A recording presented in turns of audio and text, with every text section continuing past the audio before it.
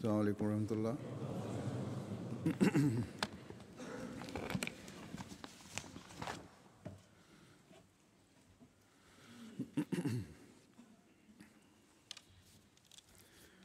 أشهد أن لا إله إلا الله وحده لا شريك له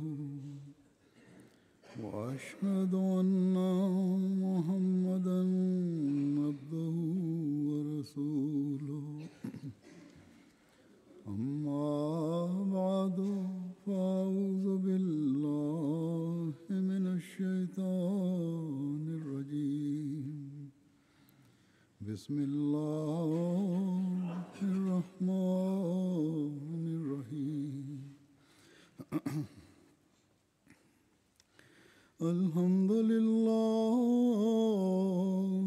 رب العالمين الرحمن الرحيم مالك يوم الدين إياك نعبد وإياك نستعين اهدنا الصراط المستقيم صراط الذين أنعمت عليهم غير المغضوب عليهم ولا الضالين شهر رمضان الذي أنزل فيه القرآن هدى للناس وبينات من الهدى والفرقان ومن شاهد منكم الشهر فليصم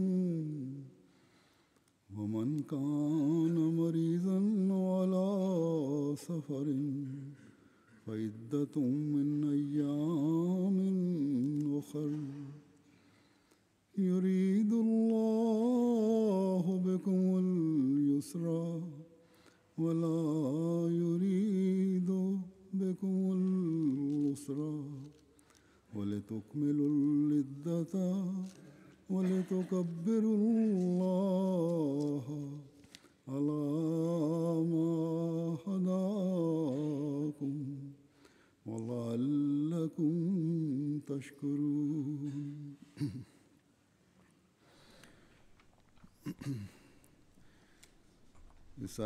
La traduction de ce verset est comme suit.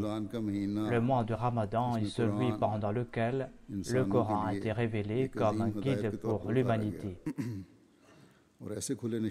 avec des preuves claires sur la direction et le discernement.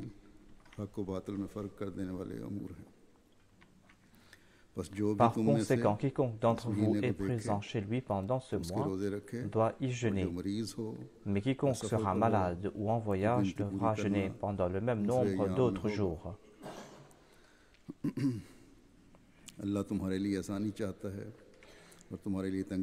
Allah désire la facilité pour vous et il ne désire pas de la privation pour vous.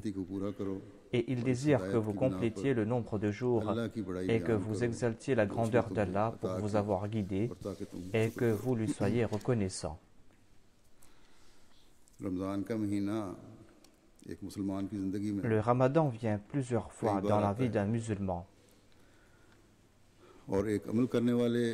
Et le musulman pratiquant sait que le Coran a été révélé au cours du mois du Ramadan. Et le musulman pratiquant, celui qui a une certaine connaissance, sait aussi qu'au cours du Ramadan, l'ange Gabriel faisait répéter au saint prophète Mohammed Mustafa sallallahu alayhi wa sallam toute cette partie du Coran qui a été révélée jusqu'alors.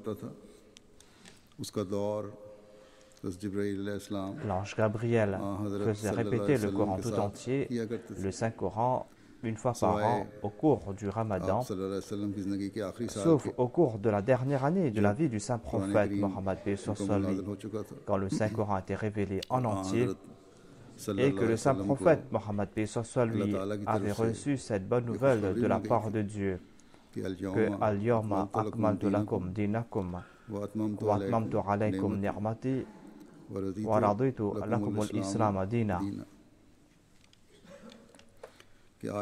À savoir, aujourd'hui, j'ai parachevé pour vous votre religion et j'ai complété ma faveur sur vous et j'ai choisi pour vous l'islam comme religion. Selon Hadrat Aisha, au cours de cette dernière année de la vie du saint prophète Mohammed le saint prophète sallallahu alayhi wa sallam a dit que cette fois-ci, l'ange Gabriel m'a fait répéter le Saint-Coran à 2 reprises. Ainsi, le Saint-Coran a un lien spécial avec le Ramadan. Tous les ans, le Ramadan attire notre attention vers ce fait que ce fut pendant ce mois, pendant le Ramadan, que le Coran a été révélé. Ainsi, le Ramadan apporte dans son sillage d'innombrables faveurs. Et le Ramadan nous rappelle aussi que le Coran a été révélé au cours de ce mois.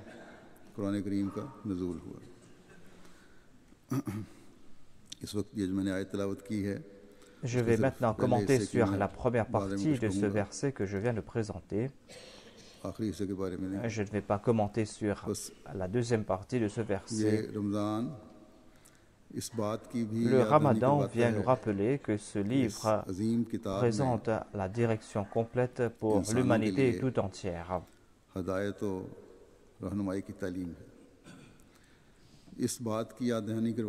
Le Coran nous rappelle aussi que le Coran a distingué la vérité du mensonge, et cela avec des signes clairs.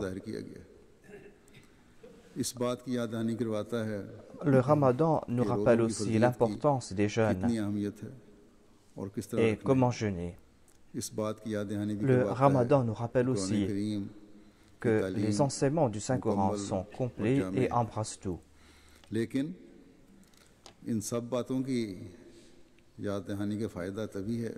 Mais ces rappels nous seront d'un avantage quelconque lorsque nous allons comprendre l'esprit derrière ces rappels. Sinon, le Ramadan va venir tous les ans, Inch'Allah. Et le Ramadan va nous faire des rappels concernant cette relation entre le Ramadan et le Saint-Coran. Et en entendant parler de l'importance de cette relation entre le Coran et le Ramadan, nous serons certainement très contents. Mais ces rappels seront avantageux quand l'importance de ces préceptes seront traduits dans notre pratique. Nous allons atteindre ce but quand, en entendant les paroles « Shahru Ramadan alladhi unzila fihi al-Qur'an », nous aurons immédiatement le Saint-Coran entre les mains. Et ce rappel nous sera avantageux lorsque nous allons faire de notre mieux pour lire un maximum du Saint-Coran. Ce rappel nous sera avantageux quand, durant ces jours, nous allons essayer de comprendre l'essence des paroles du Saint-Coran afin que nous puissions comprendre le sens de Hudan lin-Nas.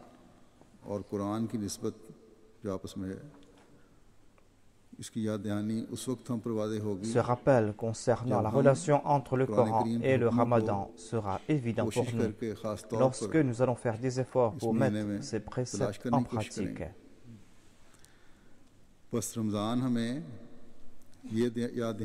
Ainsi, le Ramadan vient nous rappeler et nous demande de chercher ces commandements divins.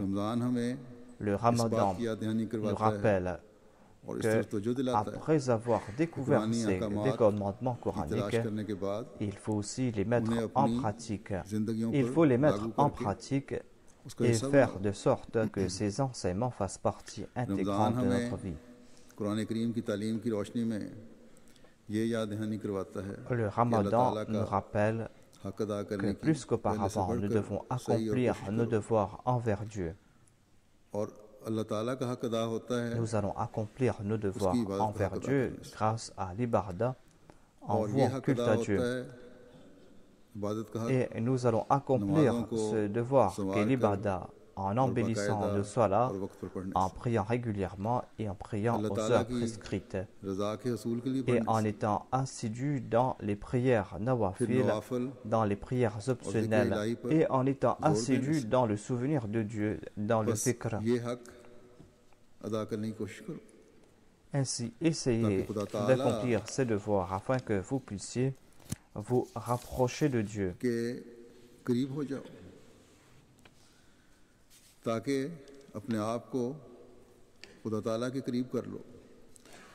Agissez ainsi afin que vous puissiez vous rapprocher de Dieu et afin de réduire l'écart entre Dieu et les hommes.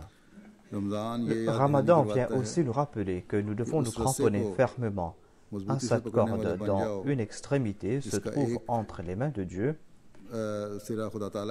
et dont l'autre extrémité se trouve sur terre, qui se trouve sur terre pour celui qui cherche à la proximité de Dieu. Et celui qui s'y cramponne atteindra Dieu. Le Ramadan nous rappelle aussi qu'Allah a déclaré « Inni qarib ». Ainsi, nous devons rehausser le niveau de nos ibadah afin que nous puissions profiter de cette proximité.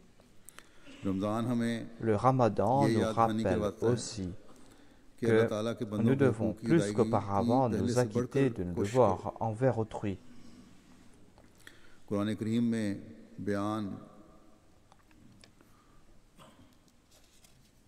Il faut accomplir tous ces devoirs qui ont été évoqués dans le Saint-Coran.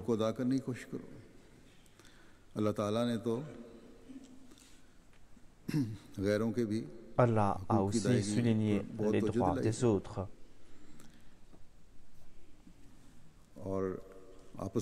Certainement, il a souligné encore plus les devoirs des musulmans, les devoirs des musulmans à l'égard d'autres musulmans en disant certaines personnes oublient leurs devoirs envers leurs coreligionnaires, ils oublient leurs devoirs envers leurs proches. Je reçois des lettres de certains enfants qui m'informent que leurs parents traitent différemment leurs fils et leurs filles. Et si les parents sont en train de distribuer leurs biens au cours de leur vivant, des fois, dans certaines familles, on prive les filles de ces biens. Et ces parents donnent tous leurs biens à leurs fils.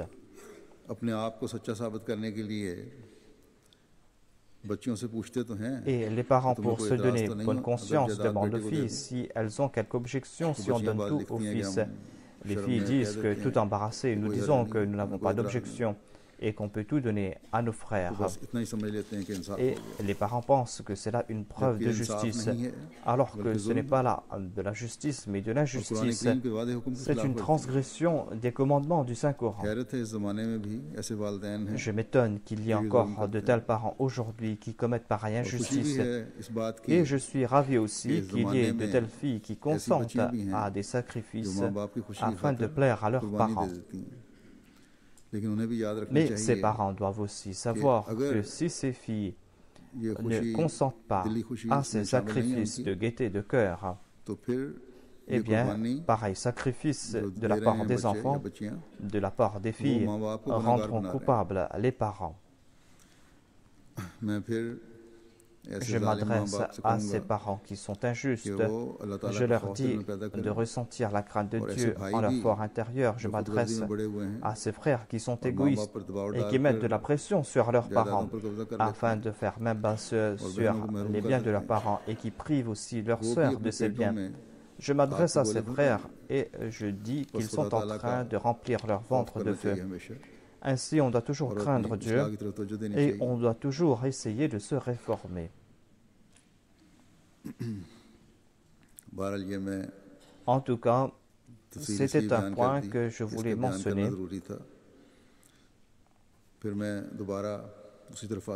Je me tourne de nouveau vers les rappels du Ramadan.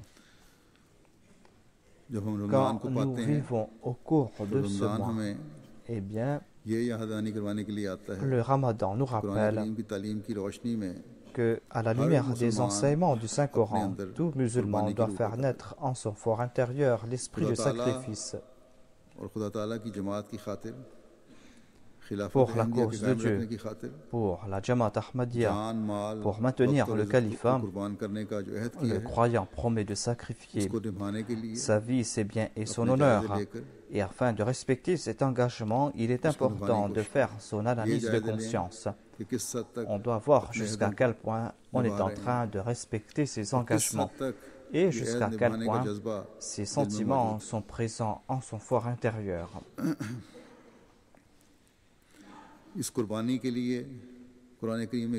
Quels sont les commandements du Saint-Coran à propos de ces sacrifices? Il faut chercher ces commandements. Et ensuite, on doit se sacrifier les uns pour les autres. Et quels sont les préceptes du Saint-Coran à ce sujet?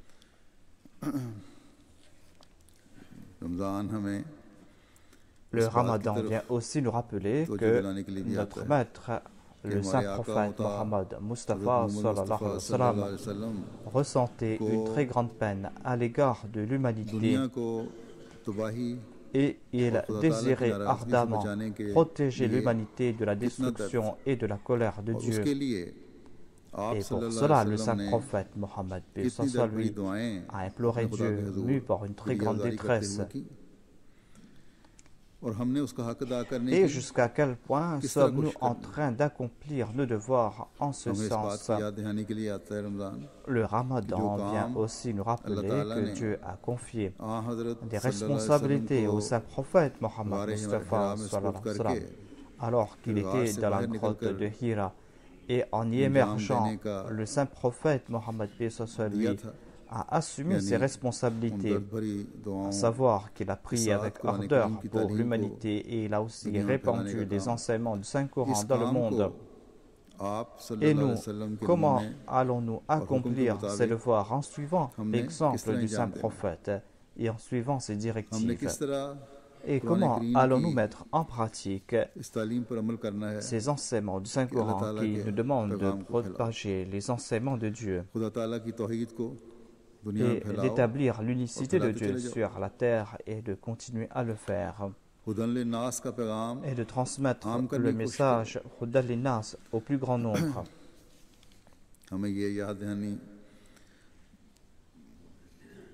Le Ramadan vient aussi nous rappeler que nous devons nous souvenir de la solitude du saint prophète dans la grotte de Hira.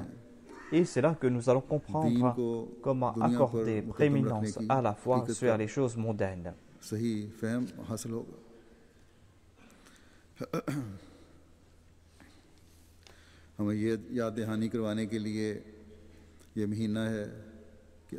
mois nous rappelle que si nous disons aimer le saint prophète Mohammed, eh bien nous devons avoir en tête chaque aspect du caractère du saint prophète Mohammed et mettre cela en pratique. Ce mois vient nous rappeler aussi que nous devons chercher à savoir comment les compagnons du saint prophète Mohammed ont mérité le plaisir de Dieu, eux qui ont reçu le titre Radiyallahu anhu wa radu anhu.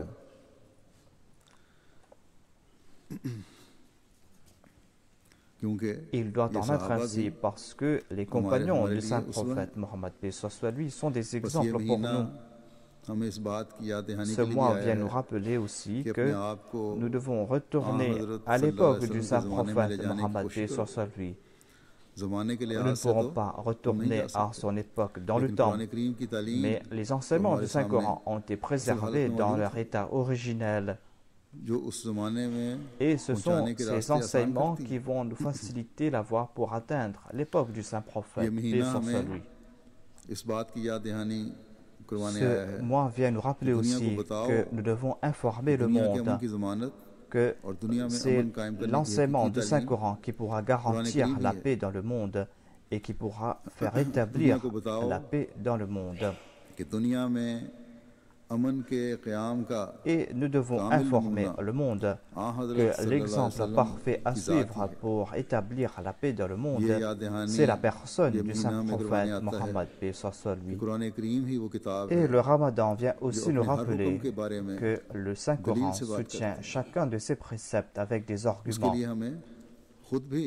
Et pour cela, nous-mêmes, en premier, nous devons méditer sur le Saint-Coran. Nous devons lire les commentaires du Saint-Coran. Et nous devons faire partie de ceux à propos de qui Dieu a déclaré dans le Saint-Coran.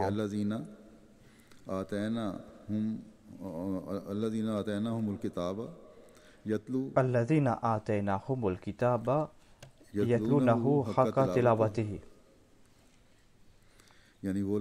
C'est-à-dire ceux à qui nous avons accordé le livre et qui le récitent comme il doit être récité.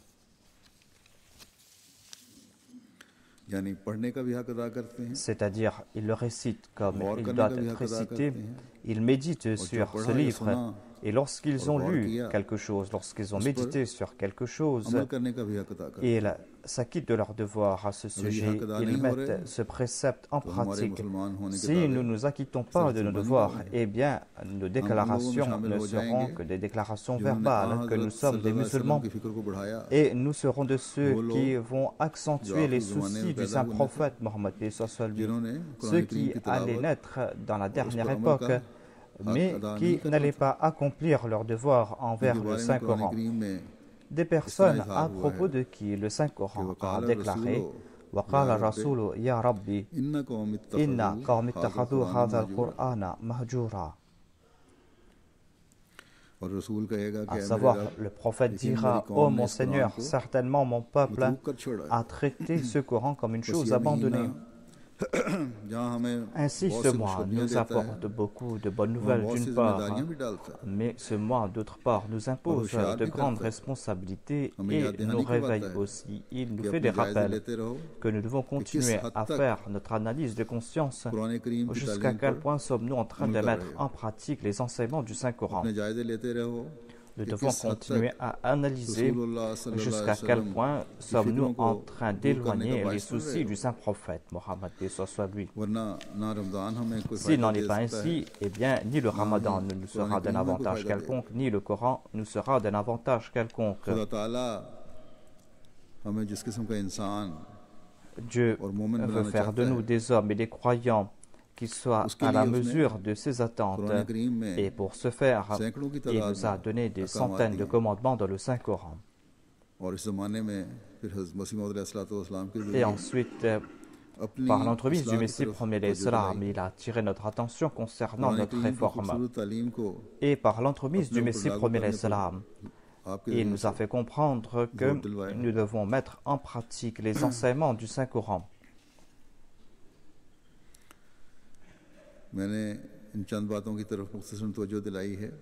J'ai attiré votre attention vers ces quelques points concernant les rappels que nous donne le Ramadan et le Saint-Coran. Et comme je l'ai dit, dans le Saint-Coran, il y a des centaines de commandements. Il faut les chercher et les trouver. Et il faut essayer de vivre sa vie à la lumière de ces enseignements. Et cela ne sera pas possible sans la grâce divine. Et afin d'attirer la grâce divine, Dieu a aussi attiré notre attention vers les prières. Je vais mentionner 2 points ici, 2 qualités que Dieu a préconisées pour les croyants, 2 points parmi ces centaines de commandements que nous donne le Saint-Coran.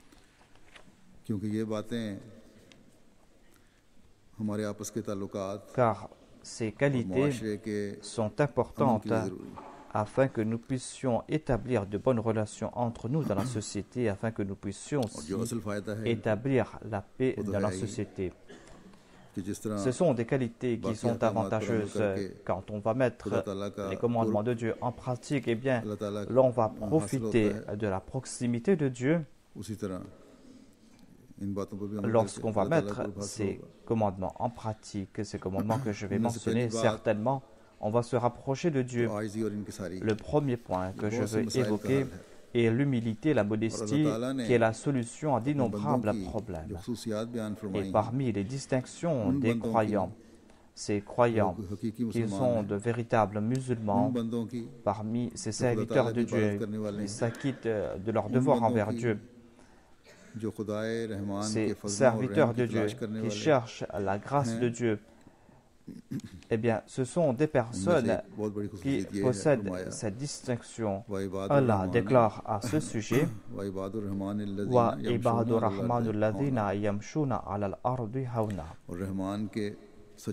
Et les vrais serviteurs de Dieu Ar-Rahman sont ceux qui marchent sur la terre en toute humilité.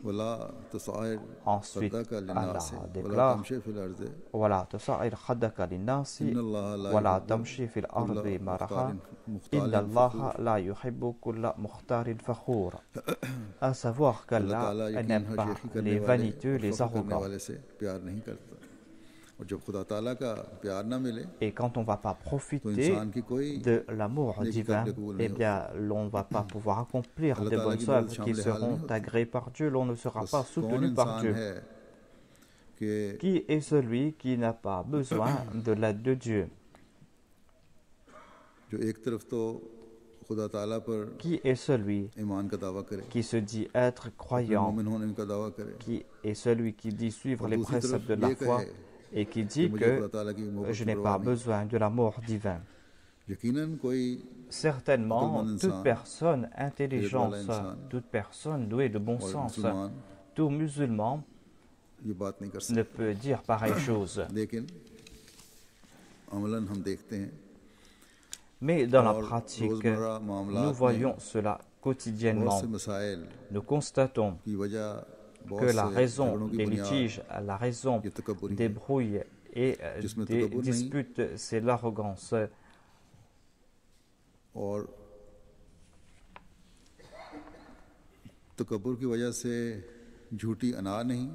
Et quand il n'y a pas d'arrogance et d'égocentrisme trompeur, eh bien, ces affaires ne vont pas se rallonger, s'envenimer.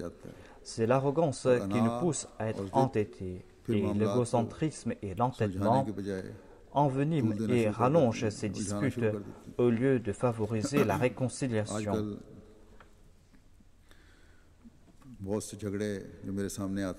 Quand on me présente ces conflits et ces litiges, dans la plupart des cas, je constate qu'on n'arrive pas à régler ces affaires et ces litiges en raison de l'arrogance, de l'égocentrisme et en raison de l'entêtement. Ce sont ces choses-là qui entravent la voie.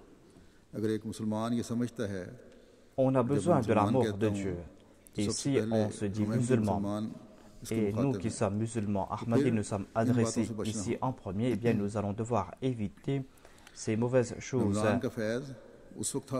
Nous allons pouvoir profiter du Ramadan lorsque nous allons mettre en pratique les enseignements du Coran. Ces jeûnes seront avantageux lorsque nous allons mettre en pratique les commandements du Saint-Coran. Ainsi, quant à ces personnes dont les disputes et les mésententes se rallongent en raison de leur égocentrisme et de leur arrogance, sachez qu'il y a ces mésententes en raison de l'arrogance et en raison de l'égocentrisme. Et ces personnes-là doivent faire preuve de modestie, de l'humilité au cours de ce mois. Et ils doivent favoriser la réconciliation, ils doivent faire partie de ces Ibadur Rahman qui vont attirer l'amour de Dieu. Et qui, pour attirer l'amour de Dieu, vont marcher sur terre en toute humilité. Des personnes qui désirent tout le temps avoir le plaisir de Dieu. Ils désirent avoir le plaisir de Dieu, même s'ils doivent subir des pertes matérielles. Le deuxième point que je veux évoquer ici, et qui a trait au premier point, concerne la patience. Allah déclare Wasta'inu bis-sabri was-salah, c'est-à-dire implorer l'aide de Dieu avec patience et dans la prière. Qui est celui qui n'a pas besoin de l'aide de Dieu à chaque instant Mais on pourra profiter du soutenir de Dieu grâce à la patience, grâce à la prière. Et Allah déclare qu'on pourra être patient et prier lorsqu'on va faire preuve d'humilité. Il déclare wa innaha lakabiratun illa alal khashi'in. C'est-à-dire, seuls ceux qui sont humbles pourront mettre cela en pratique. Hormis les humbles, cela sera difficile pour les autres. Ainsi, il faut lier cette humilité avec la patience et la prière afin de mériter l'aide de Dieu. C'est-à-dire, on est soutenu par Dieu en priant et en faisant preuve de patience. Et cela est possible uniquement pour ceux qui sont humbles. Et l'humilité est une distinction de ceux qui mettent en pratique les préceptes de Dieu. L'humilité est une distinction de ceux qui rendent culte à Dieu. Quand on va faire preuve d'humilité à chaque niveau et lorsqu'on va faire de son mieux pour s'acquitter de ses devoirs envers Dieu, tout en priant, tout en étant constant, quand on va s'efforcer en ce sens, et lorsqu'on va faire preuve d'une grande humilité, et lorsqu'on va tomber devant le seuil de Dieu en étant humble, certainement l'on va profiter de l'aide de Dieu.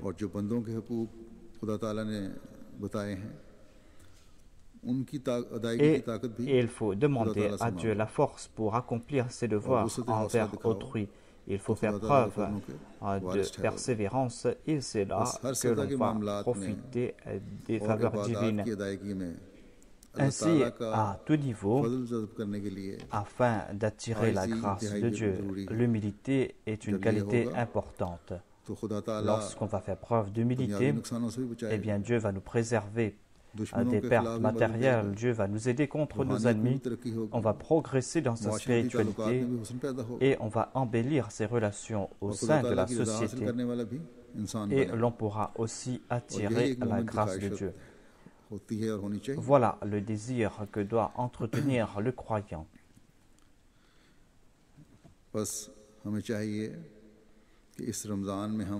Ainsi, au cours de ce mois, nous devons faire notre analyse et nous devons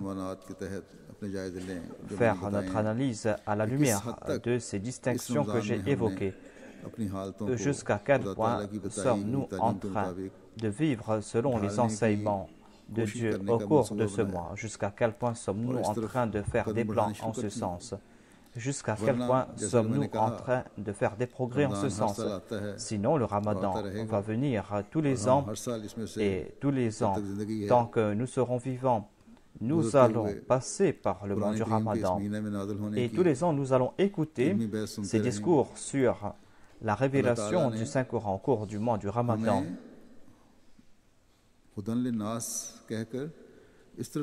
Dieu a déclaré que le Coran est une direction pour l'humanité et on ne doit pas se limiter à une compréhension superficielle de cela.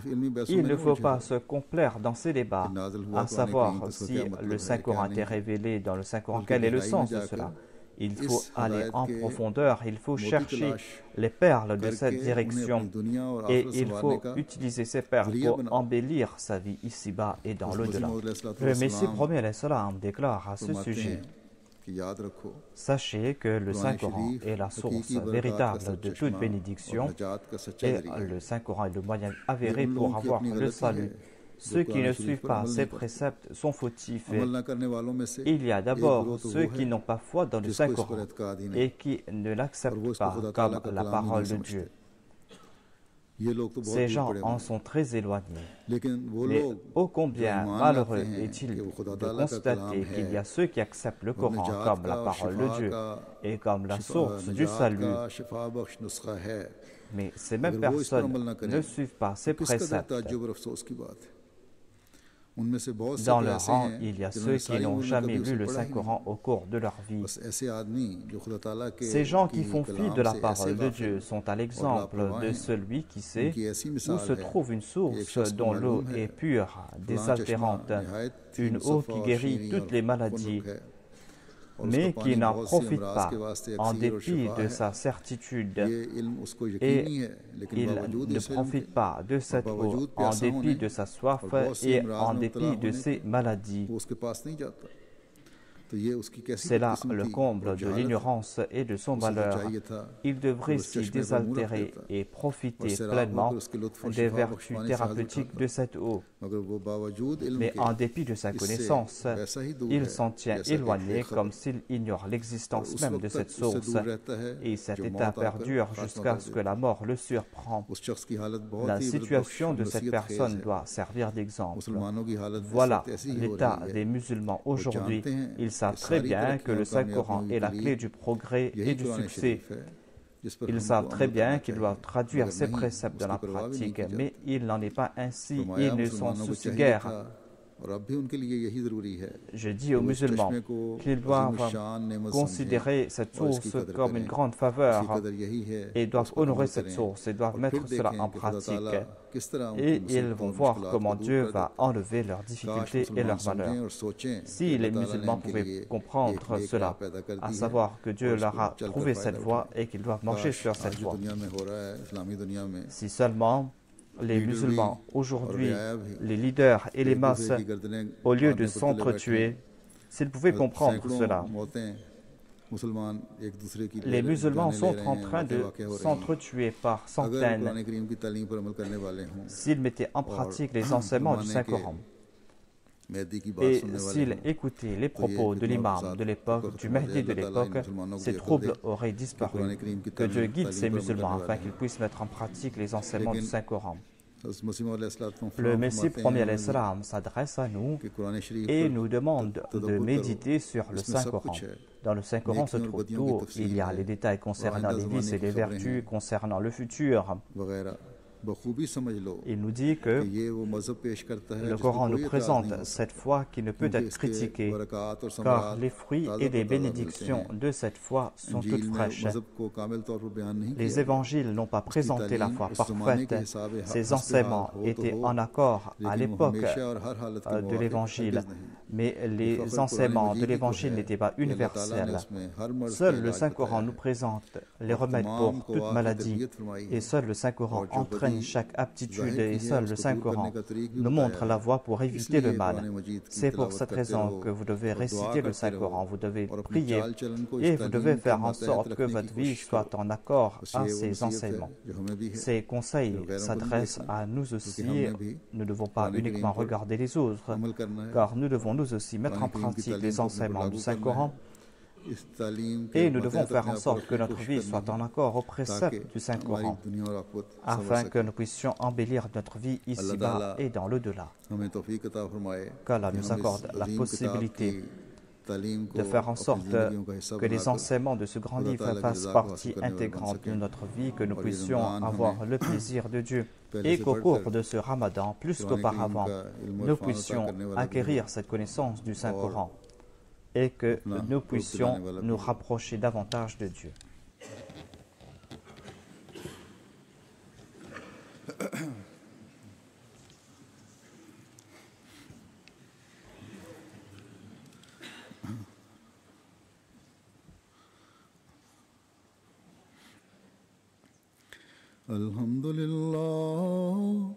الحمد لله نحمده ونستعينه ونستغفره ونؤمن به ونتوكل عليه ونعوذ بالله من شرور أنفسنا ومن سيئات أعمالنا من يهده الله فلا مضل له ومن يضلله فلا هادي له ونشهد أن لا إله إلا الله ونشهد أن محمدا عبده ورسوله عباد الله رحمكم الله إن الله يأمر بالعدل والإحسان وإيتاء ذي القربى وينهى عن الفحشاء والمنكر والبغي يعظكم لعلكم تذكرون اذكروا الله يذكركم وادعوه يستجب لكم ولذكر الله أكبر.